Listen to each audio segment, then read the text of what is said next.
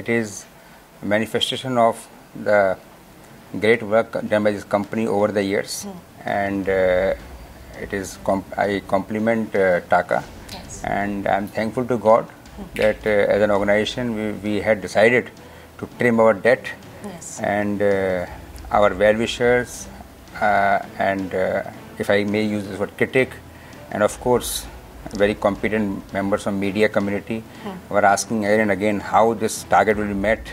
So with the grace of God, still 9 days left in this financial year, and we have been able to reach that figure. You have taken the opportunity of reaching out to a lot more people through this platform. Now tell us, and the markets want to know definitely, the 10,000 crore rupees deal that is coming in, that amount that is there, debt and equity, how much money is going to go? Of course, that debt is going to be taken over by TAQA. So how it's going to impact the balance sheet of JP Power Ventures? Well, as you know, BASPA and Kaccha mounted together, they generate almost around 520 crore unit, and we are putting up Nigri and Bara, a big thermal power plant.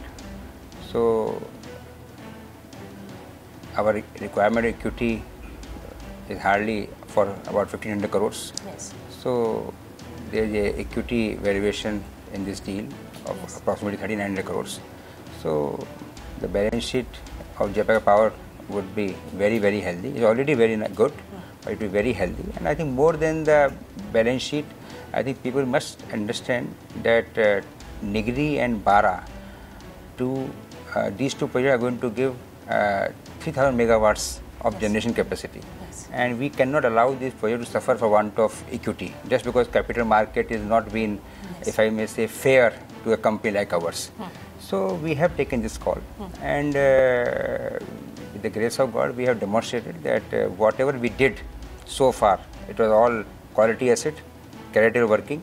And let me also tell you that with all the apprehensions, because nobody has medicine for doubts and apprehensions, the JP-TAQA project, which suffered during the Uttarakhand floods, and people were talking all about 2 years, 3 years, God willingly will start the JP-TAQA project in 3 weeks from now. 3 weeks from now. Okay. So with all this, Jaypee Power Venture would bounce back in terms of profitability, and with this deal, now all requirement of equity for all the projects is met, and at the same time enough cash in the company. Two numbers that I wanted to get from you, Mr. Gaur. First, how much debt will the company be left with after this thing is completed for this financial year, and how much power generation capacity will you have, with some of them coming on stream, even though this particular chunk is sold out? So how much power capacity will you have? Well, with this 1400 megawatt of generation capacity, which will be taken over by TAQA, the Jaypee Power will still have more than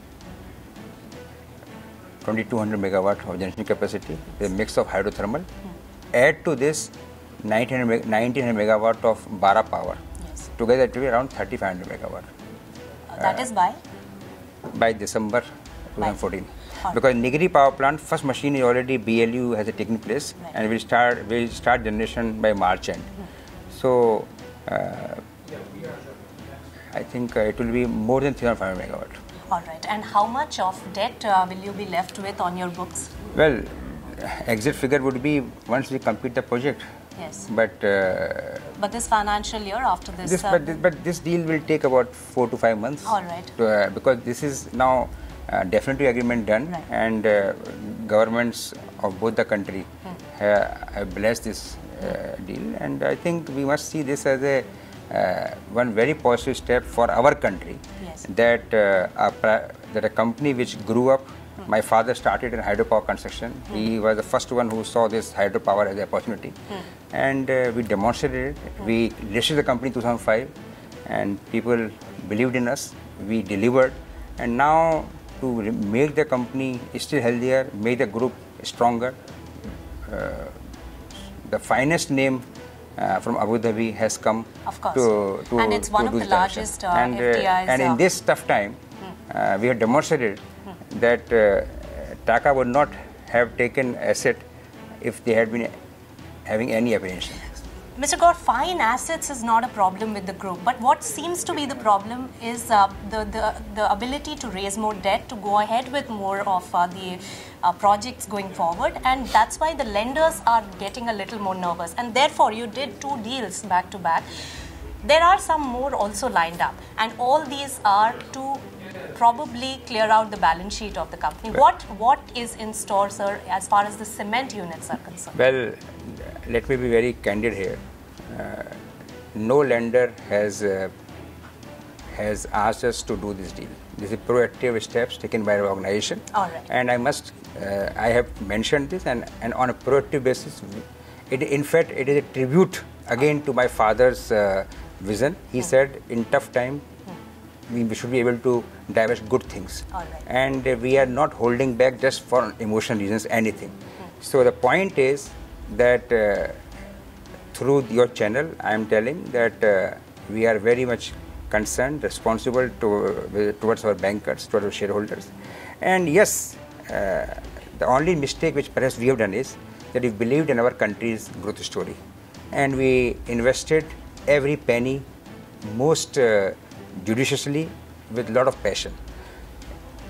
Cement capacity came up, hydropower capacity came up, expressway is functional, real estate is there for all to see. If the returns have been less than what we expected, that is the trouble with many companies. Is that faith shaken now by somebody who's part of or who heads such a large conglomerate in India? Well, let me be very frank with you. I have great faith in Almighty God. I have great faith in the strong fundamental of our organization. I have great faith in the future of our country. But yes, unfortunately, just the way things have gone in last 2-3 years, and it is very clear that we should not take loans which unnecessarily ultimately work like a weight on the company.